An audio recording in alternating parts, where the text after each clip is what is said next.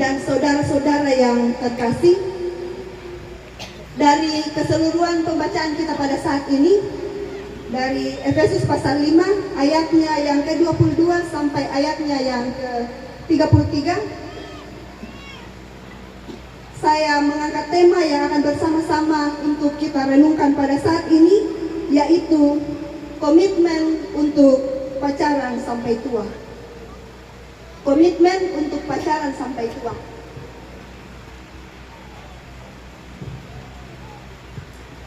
Memulai khotbah saya pada saat ini, saya ingin bercerita. Saya ingin bercerita tentang pengalaman saya. Dulu itu saya pernah mengalami yang namanya kegagalan dalam berumah tangga.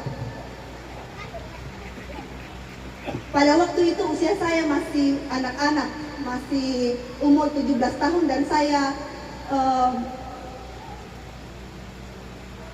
dan mantan suami saya itu tidak pernah pacaran. Jadi sangat penting bahwa ketika kita ingin menikah, perlu yang namanya pacaran dulu. Nah, kalau tidak pacaran, itulah mengapa terjadi yang namanya kegagalan dalam berumah tangga. Tetapi hal yang terjadi itu yang membuat saya berbenah diri. Karena saya ingin bagaimana supaya saya bisa menjadi lebih baik lagi, saya kemudian kuliah dan bisa jadi seperti sekarang ini. Saya ini sebenarnya diberikan oleh Tuhan kesempatan 2 kali. Saya merasakan bagaimana kasih Tuhan itu begitu luar biasa dalam kehidupan saya. Saya bisa ada berdiri seperti sekarang ini, itu semua karena berkat Tuhan, karena kemurahan Tuhan terjadi dalam kehidupan saya. Dan pada saat ini, saya sementara sedang mencari pacar yang mau saya temani pacaran sampai tua. Sekedar info.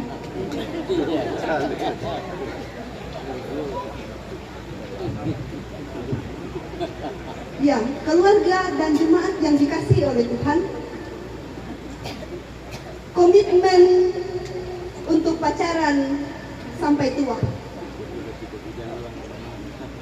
Ketika kita berbicara tentang komitmen, apa sih itu komitmen? Apa itu komitmen?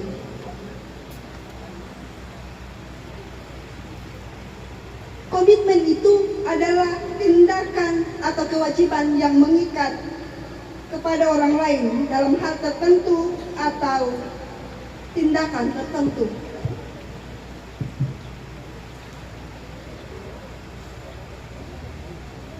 Dan ketika kita berkomitmen, tentunya kita siap untuk resiko apapun yang terjadi ketika kita sudah berkomitmen. Saat ini tentunya bahwa calon pengantin yang berada di depan ini sudah berkomitmen. Berkomitmen untuk berumah tangga. Nah, tentunya kalau berumah tangga itu tidak gampang. Tidak seperti waktu pacaran. Kalau pacaran itu semuanya serba indah. Katanya begitu, semuanya serba indah. Pacar itu chat dengan kata sesayang, tidak bisa hidup tanpa kau. Atau kalau pacarnya jalan langsung terantuk batu, pacarnya akan mengatakan, "Ay, ini batu, masa di situ?" Nah, beda kalau ketika kita sudah menikah. Kalau istri kita terantuk batu, bukan lagi batu yang disalahkan, tapi istrinya. Bukan kemana itu matamu, sampai-sampai tidak mulai itu batu. Nah, kalau masih pacaran itu berbeda dengan kalau sudah menikah. Karena itu dibutuhkan suatu komitmen. Bagaimana kita berkomitmen untuk kedepannya, bukan hanya hari ini. Kalau katanya itu kalau 1-2 tahun, 3 tahun, 4 tahun, 5 tahun masih aman-aman saja. Tetapi kalau melewati itu sudah pasti sedang tidak baik-baik saja. Aman.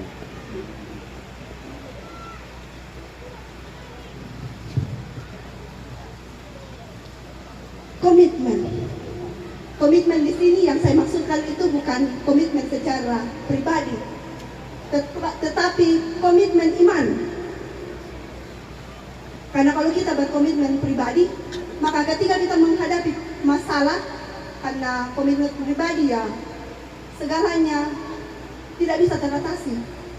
Tapi kalau kita komitmen dengan iman, apapun perkara, apapun yang akan kita hadapi ke depannya, maka itu akan bisa kita hadapi karena kita menjadikan Kristus sebagai dasar komitmen kita.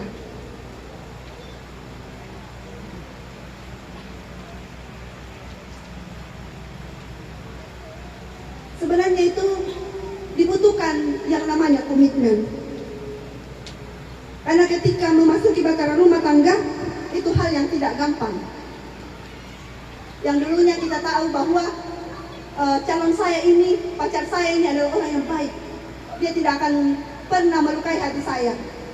Ketika sudah menikah, akan ada banyak masalah, akan ada banyak perintangan yang akan dihadapi ke depannya. Kalau kita juga melihat di TV, tentu kita setuju bahwa banyak selebriti, banyak artis yang gagal dalam berumah tangga. Biasanya kalau masih pacaran mesra, dunia masih terasa milik berdua. Tapi kalau menikah, ya tentu kalau yang sudah menikah tahu bagaimana asam manisnya yang namanya berumah tangga. Ada manisnya asam semua. Dan ketika kita menikah karena banyak perbedaan, maka terjadilah pertengkaran. Karena itu kenapa komitmen itu dibutuhkan. Karena ketika kita berkomitmen, maka kita akan mengingat komitmen kita komitmen kita nantinya. Bahwa ya waktu pacaran saya mengasihi dia, dan setelah menikah kasih itu harus tetap ada. Ternyata bahwa dalam berkomitmen itu kita harus berkomitmen untuk saling mencintai dan saling mengasihi. Kenapa? Saya itu membedakan istilah cinta dengan kasih.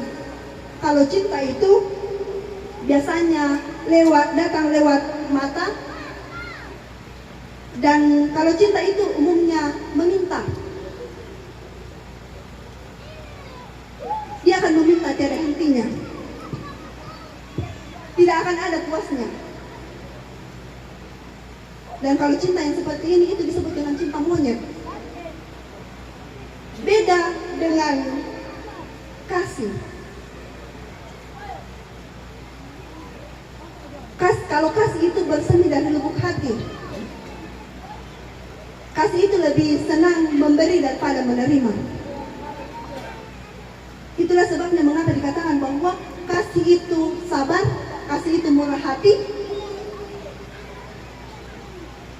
Dan ketika cinta dan kasih kita miliki dalam kehidupan berumah tangga, maka tentunya rumah tangga itu akan langgeng karena saling mengisi satu sama lain.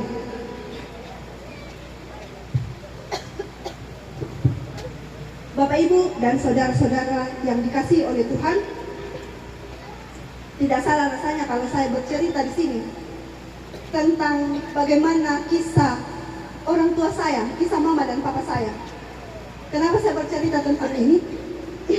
Karena saya merasa bahwa itu sangat penting dalam kehidupan kita, apalagi kalau kita sudah berumah tangga. Dari papa saya itu saya belajar bagaimana itu arti dari kesetiaan dan kesabaran. Kenapa saya bilang begitu? Papa saya itu dari keterbatasan mama saya yang tidak bisa melihat, saya melihat bahwa papa saya itu adalah orang yang paling sabar yang pernah saya temui. Kenapa begitu? Karena dalam kehidupannya dia tidak pernah sekalipun ya dibilang, karena mama saya itu sudah tidak melihat, maka ketika papa saya itu bangun pagi, sudah bangun pagi itu memasak. Ketika selesai memasak, dia akan memberi makanan kepada mama saya. Dan setelah itu bukan hanya itu, dia juga harus pergi ke kebun bekerja. Setelah makan siang, dia kembali lagi. Dan dia kembali bukan untuk santai-santai, tetapi dia kembali untuk memasak lagi dan memberi kembali makanan mama saya. Di situ saya melihat bahwa oh, ini yang namanya pacaran sampai tua. Walaupun dalam susahnya, dia tidak pernah mengeluh, dia tidak pernah mengatakan kepada kami, ambil ini mamamu, capek kak, kursi lagi, gantian gitu.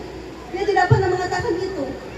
Tetapi dia dengan setia bagaimana dia merawat, bahkan dia mengatakan begini, nah kalau saya masih mampu, kalau saya masih bisa bekerja, maka mama kamu tanggung jawab saya. Kecuali kalau saya sudah tidak bisa apa-apa lagi, ya mama saya diserahkan kepada kami. Dan itu yang menjadi contoh bagi saya. Itulah menurut saya contoh bagaimana pacaran sampai tua. Ke gereja saja, ya karena papa saya ini majelis, jadi dia harus pagi-pagi pergi ke gereja. Nah, mama saya juga begitu, dia harus pagi-pagi pergi ke gereja. Karena ya tidak ada yang akan menuntun dia ke gereja kalau bapak saya tidak mengantarnya. Itu juga yang sangat luar biasa. Yang bisa saya teladani dari mama saya, yaitu bahwa dalam keterbatasannya itu tidak menghalanginya untuk tetap datang kepada Tuhan. Nah, itu juga yang menjadi harapan kita. Kita bisa meneladani ini bahwa kita bisa setia sampai tua. Bukan ketika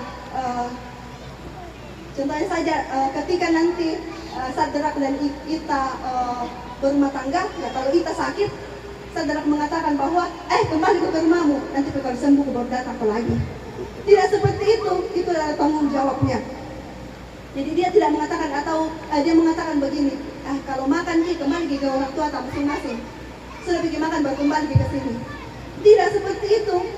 Bahwa dia harus bertanggung jawab karena itu adalah pilihannya. Jadi dia harus bertanggung jawab atas apa yang dia pilih.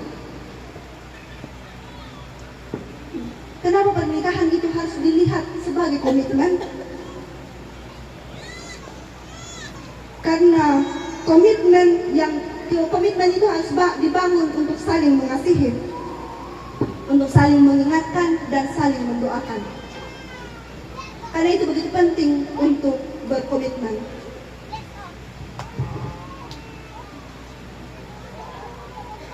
Kiranya Tuhan memampukan kita untuk mencintai sampai tua atau sampai maut memisahkan. Karena itu hanya bisa kita lakukan jika kasih Kristus itu menjadi satu-satunya yang kita andalkan dalam kehidupan kita. Amin, firman Tuhan.